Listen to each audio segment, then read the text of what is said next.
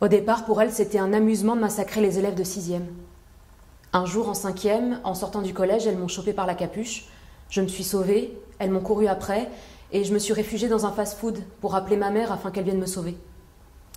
Les insultes, les brimades, les regards noirs, c'était mon quotidien. Un jour, en 4e, sous le regard d'autres élèves, j'ai reçu plusieurs coups de genoux en pleine figure. On a déposé plainte, et contre l'avis de ma mère, je suis retournée au collège.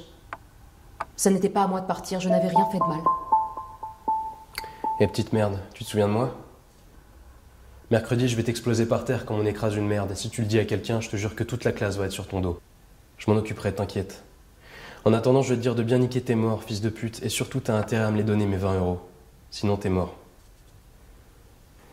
Voilà ce que mon fils a reçu sur son téléphone à la veille de sa rentrée en 4e. Un jour, elles m'ont poussée par terre. Là, j'ai eu peur que ça aille plus loin. J'ai tout de suite prévenu mes parents. Ils sont allés voir le proviseur. Les choses se sont peu à peu calmées. Aujourd'hui, ça va bien. Je sais que si ça se reproduit, je saurai en parler. Il faut avoir ce courage. Ce n'est pas si difficile.